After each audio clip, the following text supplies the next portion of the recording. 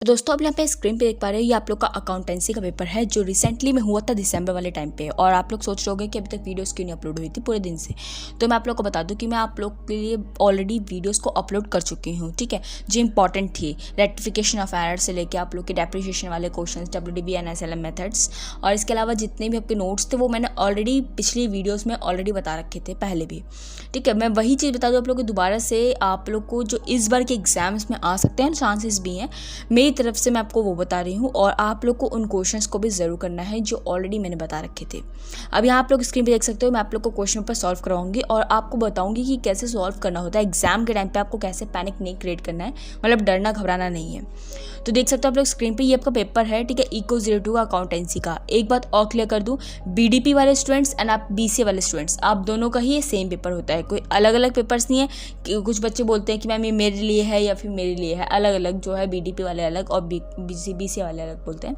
तो बता दो आप लोग को, आप लोग के दोनों के एक ही सब्जेक्ट है ये, ठीक है, सेम ही चीज़ है, सब कुछ भी चेंज नहीं है यहाँ पे। अब एग्जैक्टली क्वेश्चन कैसा आता है और क्वेश्चन कैसा आ सकता है, देखो पहली चीज़ तो यहाँ पे जो आप देख रहे हो ना, ये आपका बैलेंस शीट से क्वेश्चन आ सकते हैं। जैसे कि अभी लास्ट ईयर देख सकते हो आप लोग, ये अभी दिसंबर के टाइम पे ये एग्जाम समय क्वेश्चन आता है, ये आपका बैलेंस शीट वाला क्वेश्चन है, कुछ नहीं है। बैलेंस शीट का मैं आप लोग को पूरा फॉर्मेट बताती हूँ, कि फॉर्मेट भी आप लोग को प्रोवाइड करूँगी। आप फॉर्मेट का स्क्रीनशॉट ले सकते हैं और उसी स्क्रीनशॉट के अकॉर्डिंग आपको कुछ नहीं करना। 2 कॉलम्स बनते हैं ना, बैलेंस शीट के 2 कॉलम्स बनते हैं, एक साइड एसेट्स का होता है और एक साइड लाइबिलिटीज़ का होता है ना। तो वहाँ पे एसेट्स वाले साइड्स पे जो आता है वो आप लोग सारी चीज़ों को डाल देंगे, और जो लाइबिलिटीज़ वाली साइड्स पर आएगा आप उन चीज़ों को डाल देंगे, ठीक है।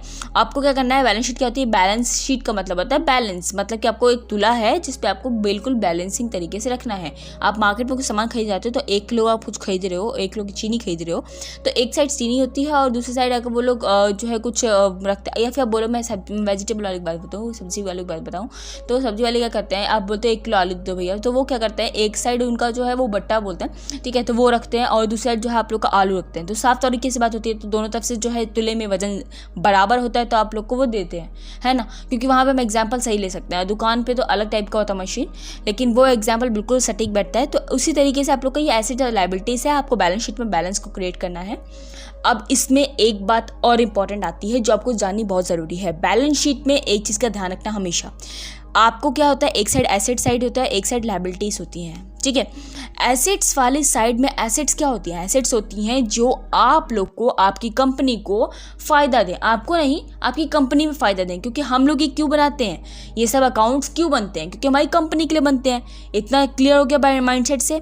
अब जैसे कि पहला क्वेश्चन बोलता है कि Ram started business with cash, ठीक है, ये कहाँ पे आ सकता है, ये एसेट साइड्स पे आएगा। क्यों, क्योंकि आप लोगों ने जो पैसा स्टार्ट करने में लगाया वो क्या होगा, आप मान लो, आप बोलो कि भाई मैं 70,000 में कंपनी अपनी शुरू कर रहा हूँ, तो आपकी कंपनी शुरू हो रही है, पैसा कहाँ लग रहा है, कंपनी में लग रहा है, और ये पैसा कब तक काम आएगा, आगे भी काम आएगा। 70,000 के बढ़ेंगे तो पैसे, आप कुछ बेच रहे हो, सेलिंग करोगे, कुछ भी करोगे, जो आपका काम होगा बढ़ाओगे तो ना, तो ये आप लोग के एसेट्स में आएगा, ठीक है। आगे देखते हैं, आपको और समझ में आएगा।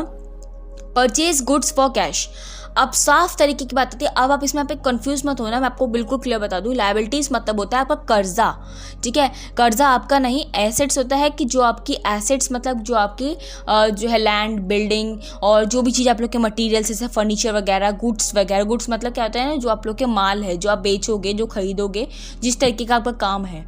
जैसे कुछ लोग जो है, यहाँ पे मैं एग्जांपल बताऊँ, जैसे साइबर कैफे वाले क्या करते हैं, वो सिर्फ क्या करते हैं, फॉर्म्स को फिलअप करते हैं, किसी का डॉक्यूमेंट बनाते हैं, किसी का CV वगैरह, या कुछ भी सामान को बेचते हैं। गुड्स उनके पास क्या होता है, गुड्स मैं बोल दूँ मैं आप लोग को, यही उनके जो है सर्विसेज है, ये उनकी सर्विस है, ठीक है, जो उन्होंने काम किया आप लोग के लिए वो सर्विस हो गई। गुड्स होते हैं जो उन्होंने सामान रखा था, जैसे लीड हो गया, ईयरफोन्स हो गया आप लोग के, ठीक है, और इसके अलावा आपका कंप्यूटर का कुछ मटेरियल्स हो गया, या वो लोग कुछ भी रखते हैं, डेस्कटॉप रख रहे हैं, कुछ भी बेच रहे हैं, कुछ सामान जो हाथ में आप लोग ले सकते हो, वो आपके एसेट्स हो गए, वो मतलब उस साइबर कैफे वाले की एसेट्स हो गई, दैट्स इट, ठीक है। यहाँ पे वही तरीके से बोला गया परचेज गुड्स फॉर कैश, तो इसमें क्या होगा, आपके एसेट्स बढ़ेगी, तो यहाँ पर कौन सा कॉलम आएगा, एसेट वाले कॉलम में आएगा, ठीक है। परचेज गुड्स ऑन क्रेडिट, अब यहाँ देखो कैश वाली बात थी तो ठीक है, अब गुड्स क्रेडिट पे खरीदे गया, मतलब उधार पे मैंने खरीदे हैं। अब यहाँ बच्चा कंफ्यूज होगा कि भाई ये आएगा एसेट साइड पे या लायबिलिटी साइड पे, क्योंकि देखो क्रेडिट पे कुछ सामान खरीदा जाए, उधार पे कुछ खरीदा जाए, तो मेरी लायबिलिटीज़ बढ़ेंगी। तो ये तो फिक्स है कि 15,000 का जो अमाउंट है वो आप लोग का लायबिलिटीज़ में आएगा। और आप उसे एसेट्स में नहीं डालोगे, क्योंकि आपने गुड्स तो बढ़ा है आपका, मान लिया आपका गुड्स तो बढ़ा है, ठीक है, लेकिन आपकी लायबिलिटीज़ बढ़ी हैं, तो आप दोनों साइड कॉन्ट्रा एंट्री होगी इस चीज़ की। समझ में आई बात को? आप इन्हें दोनों साइड डालोगे क्योंकि कॉन्ट्रा एंट्री होगी, क्योंकि गुड्स मतलब आपके एसेट्स तो बढ़ी है। अब आपने कुछ माल खरीदा कि भाई मार्केट से मैं माल उठा लेता हूँ क्योंकि मुझे इसकी मैन्युफैक्चरिंग करनी है। मान लो मैंने धागे उठा लिए मार्केट से, मुझे भाई सिलाई विलाई का काम, मेरी मुझे कंपनी है जो फैशन डिज़ाइनिंग की है, ठीक है, कपड़े बनाने की है, तो अब वहाँ पे कपड़ा बनेगा तो उसके लिए मटेरियल चाहिए, तो मटेरियल मैंने मंगा लिया, उधार पे मंगा लिया, तो उधार में क्या मैं इसको लिखूंगी नहीं क्या कि मैं लायबिलिटीज़ में आता है, मैं लायबिलिटीज़ वाले कॉलम में भी डालूंगी। अब क्या वो सामान जो आया है अब उससे मैं अपना मतलब काम भी तो निकालूंगी, मैं अपने उससे गुड्स तो बनाऊंगी ना। तो बस दैट्स इट, ये आपका दोनों साइड एंट्री होगी, ठीक है। तो ये बैलेंस शीट में आप लोग दोनों साइड इसको डालोगे, और कॉन्ट्रा एंट्री में आप लोग क्या करना पड़ता है, आपको सी छोटा सा बनाना पड़ेगा, ठीक है, दोनों साइड पे सी बना देना है। सी मतलब कॉन्ट्रा एंट्री, कॉन्ट्रा मतलब होता है जो एंट्री दोनों ही तरफ होती है, जो एंट्री कॉमन होती है, ठीक है, इसलिए इसे हम लिखते हैं कॉन्ट्रा एंट्री। आगे तक चलते हैं। आप इस तरीके से फर्नीचर कैश में खरीदा, फर्नीचर बढ़ा, अब कंपनी में आप लोग कुछ सामान, आप कंपनी स्टार्ट कर रहे हो, कंपनी में आपने चेयर कुर्सी टेबल बहुत सारी चीज़ें ली, अब वहाँ पे क्या होगा, आपके ये गुड्स है कि नहीं है गुड्स, क्यों नहीं है, आप एम्प्लॉयज़ को रखोगे तो वो कहाँ चेयर पे बैठेगा, इस्तेमाल करेगा उस चीज़ को, और तब आपका काम कर पाएगा। आपने कंप्यूटर लैपटॉप बहुत सी चीज़ें ली है, तो कंप्यूटर पर बैठ के वो काम कर पा रहा है, उधार पे ली है चाहे जैसे ली है, लेकिन फर्नीचर है, आपका सामान है, वो ऑलरेडी काम आएगा। आप ये बताओ, खाली कंपनी होती है? नहीं होती है, वहाँ सामान होते हैं ना, वो सभी सामान का अलग अलग पैसा होता है और वो एसेट्स में आता है, ठीक है। रेंट को पे करना, यहाँ पे बहुत कंफ्यूजन है। अगर बोला जाए कि रेंट को एडवांस में पे किया है तब आप उसे डालोगे एसेट्स वाले कॉलम में, लेकिन रेंट को पे किया तो आप कहीं नहीं डालोगे, क्योंकि लायबिलिटीज मतलब होता है उधार। आपने उधार थोड़ी लिया, लेने वाला काम हुआ ही नहीं है, ना उधार को देने वाला काम हुआ है।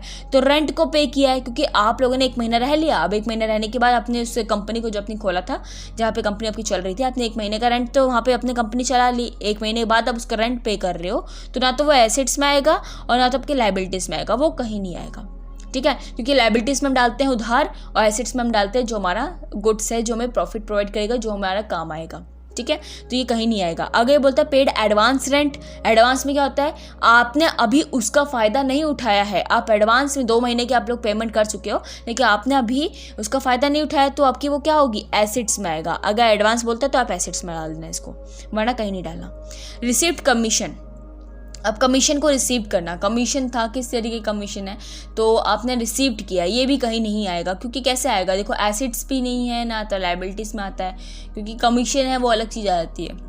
Withdraw cash for personal use. अब ड्राइंग्स कहाँ पे आती है, ड्राइंग्स आप लोग की जो है मतलब कंपनी के यूसेज में लिया आपने, मान लो कंपनी से पैसा उठा लिया भाई 600 रुपये आपको, सॉरी 2000 रुपये आपको चाहिए थे, आपको किसी काम से चाहिए था, तो 2000 रुपये आपने वहाँ गले से उठा लिए, ठीक, अपनी कंपनी के, और वहाँ पे आप लोग क्या लिखोगे, भाई मैंने गले से उठाए हैं, तो मेरा पैसा, मैंने मतलब मेरी कंपनी का पैसा था, मैंने उठाया है, चाहे कुछ भी हो, लेकिन आपने उठाया तो है ना, क्योंकि कंपनी में लगने वाला पैसा था तो आपने उठा लिया। जब प्रॉफिट निकलेगा तब आप लोग बात अलग किया, लेकिन आपने अभी उठा लिया उस चीज़ को, तो आप उसे अपने लायबिलिटीज़ के कॉलम में भी डालोगे, ठीक है, और बस लायबिलिटीज़ के कॉलम में डालेंगे, क्योंकि गुड्स वुड्स नहीं होगा, सिर्फ लायबिलिटीज़, क्योंकि आपने अपने उधार लिया और ये कंपनी का उधार नहीं था, तो आप लोग यहाँ पे दोनों साइड इसकी एंट्री भी करेंगे।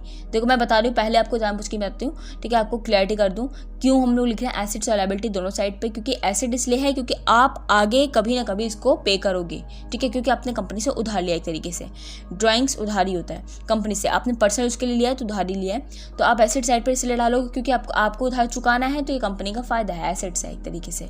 सोल्ड गुड्स ऑन क्रेडिट, आपने उधार पे गुड्स को बेचा तो 35,000 रुपये में बेचा, और लेकिन थी उसकी कॉस्ट 30,000 रुपये, आपने उधार में बेच दिया है, तो लायबिलिटीज तो आपकी नहीं बढ़ी है, आपका तो प्रॉफिट ही हुआ है, आपने उसे सोल्ड किया है, तो अब सोल्ड में आप लोग उसे 35,000 रुपये रखोगे, ठीक है।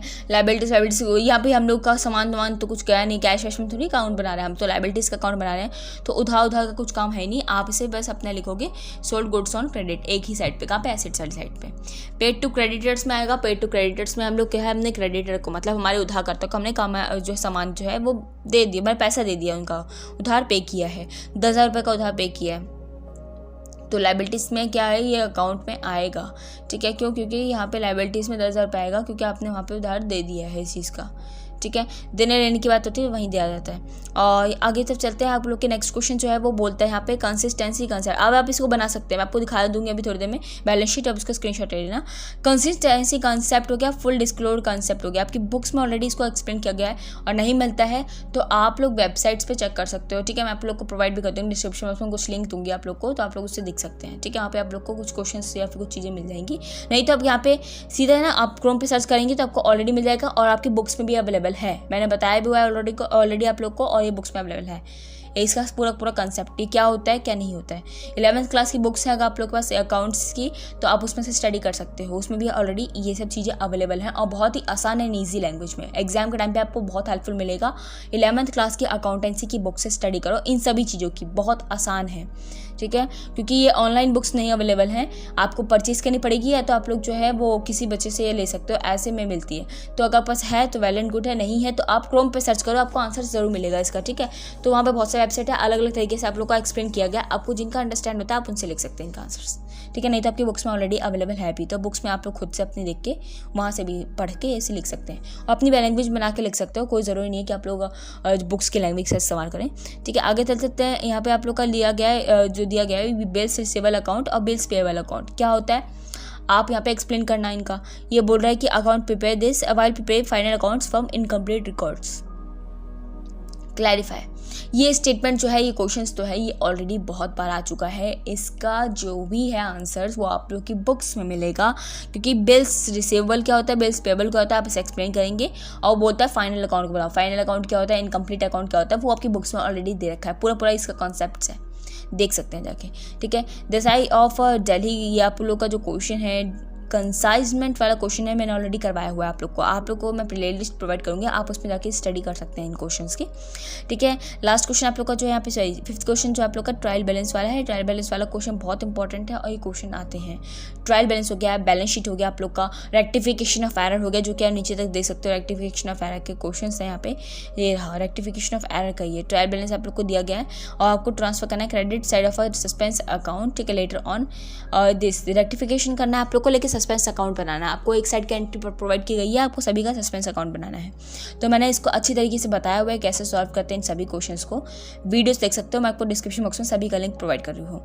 डेप्रिसिएशन की बात करें, डेप्रिसिएशन वाले दोनों क्वेश्चंस मैंने कराए हैं, WDB मेथड के और SLM मेथड के, और मोस्टली जो एग्जाम्स में आता है वो आप लोग आता है WDB method, written down value method, क्योंकि SLM मेथड बहुत ज़्यादा आसान होता है, थोड़ा सा ही आप लोग को कॉम्प्लिकेटेड करने के लिए तो WDB मेथड प्रोवाइड करते हैं। तो आप लोगों को क्या करना है, एग्जाम टाइम अपने स्पीड्स को तेज करना है, पेंसिल का इस्तेमाल करना, कोई दिक्कत नहीं, जल्दी करने के लिए आप पेन का इस्तेमाल कर सकते हैं, एंड आप लोग एंट्री आराम से करना, ठीक है। एंट्री जो लोग करेंगे वो बिल्कुल आराम से करना, और जो लोग थ्योरी पढ़ के जाते हैं वो थ्योरी की प्रैक्टिस करो, ठीक है, अच्छी तरीके से करो, लेकिन एक बार आप लोग कम से कम इतना देख लो कि कंसाइजमेंट बनाते हैं तो किस जो आपका कंसाइजमेंट है उसमें किस तरीके का जो आप लोग का फॉर्मेट होता है, कैसे बनता है, कितनी लाइंस होती हैं, क्या क्या लिखना होता है, वो सब चीज़ आप लोग को याद रहनी चाहिए। आपको कुछ नहीं आता, कोई एंट्री नहीं आती, छोड़ दो, कोई दिक्कत नहीं, लेकिन फॉर्मेट बना के, क्योंकि फॉर्मेट के भी नंबर मिलते हैं, ठीक है। ये डेप्रिसिएशन वाला जो क्वेश्चन है नहीं आप लोग का जो है थ्योरी बेस्ड क्वेश्चन है, और इन थ्योरी बेस्ड क्वेश्चन में जो आप लोग को continuation, dimension, the quality, quantity,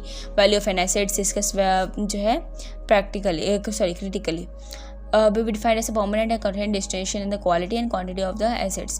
देखो साफ तौर पे बता रहा है कि डेप्रिसिएशन का मतलब जो है, डेफिनेशन बताया इसने, ठीक है, डेप्रिसिएशन की।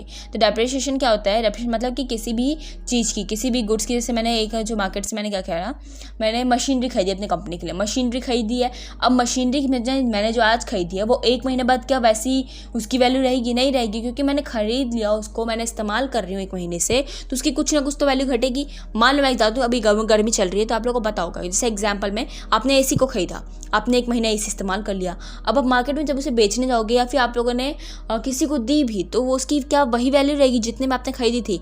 नहीं रहेगी। क्यों? क्योंकि उसकी वैल्यू घटती जाएगी समय के साथ साथ और इस्तेमाल करने के साथ साथ।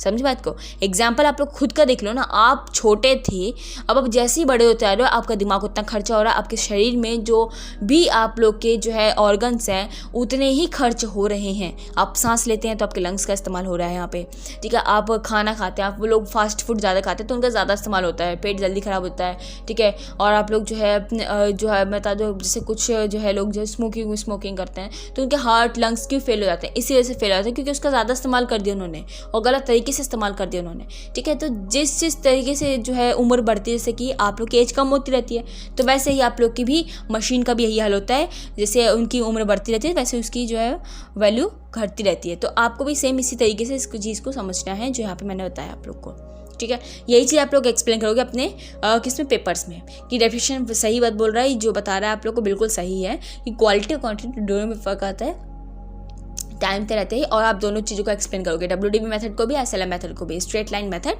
And return down value method, ठीक है। दोनों चीज़ें बहुत इंपॉर्टेंट थी जो मैंने बता दी आप लोग को। और मैं आप लोग को अभी नोट्स आप लोग को प्रोवाइड कर दूँगी डिस्क्रिप्शन बॉक्स में, ठीक है। मेरे नोट्स हैं, खुद के नोट्स हैं, ठीक है। PDF फाइल मैं आप लोग को दे रही हूँ। और दूसरा मैं आप लोग को प्रोवाइड करूँगी जो है आप लोग को, देखो ये कोई वेबसाइट का लिंक मैं आपको प्रोवाइड नहीं कर सकती, क्योंकि देखो यहाँ पर बहुत सारी चीज़ें आप लोग को मैं सिर्फ ये बोलूँगी क्लास 11th की बुक्स के स्टडी कर सकते हो। और दूसरा ऑप्शन यही है कि अपनी बुक से स्टडी करो, कुछ भी एक्स्ट्रा करने की जरूरत नहीं है। इंपॉर्टेंट बता दिया है, कंसाइजमेंट वाला जरूर कर लेना क्वेश्चन, ठीक है। रेक्टिफिकेशन ऑफ एरर कर लेना, बैलेंस शीट कर लेना, स्टडी अच्छी तरीके से, इन 3-4 चीज़ों की अच्छी तरीके से स्टडी कर लें, है ना। इसके अलावा आप लोग को जर्नल एंट्री बनाने आनी चाहिए, और P&L अकाउंट और रिजर्व एंड आप लोग की जो थी और रिवेन्यू एंड रिजर्व, ठीक है। ये 2 क्वेश्चन आप लोग के बहुत इंपॉर्टेंट है, ठीक है। P&L अकाउंट मतलब कि प्रॉफिट एंड लॉस अकाउंट आप लोग का, उसको देख लेना। मैंने सब बताया हुआ आप लोग को, जितने इंपॉर्टेंट थे मैंने सिर्फ वही क्वेश्चंस को कराया हुआ है, तो आप उनकी स्टडी कर सकते हो आज रात बैठ के, और आराम से हो भी जाएगी। जिसको कोई डाउट होता है तो आप कमेंट बॉक्स पे कमेंट करके मुझसे पूछ भी सकते हैं कि ये क्वेश्चन कैसे होगा, ये क्वेश्चन में क्या बोला गया था, सब चीज़ पूछ सकते हो, कोई दिक्कत नहीं। एंट्री पूछ सकते हो कमेंट बॉक्स में आप लोग कमेंट करके, ठीक है। मिलते हैं नेक्स्ट वीडियो में। आपको कुछ डाउट्स हो तो पूछ लेना है।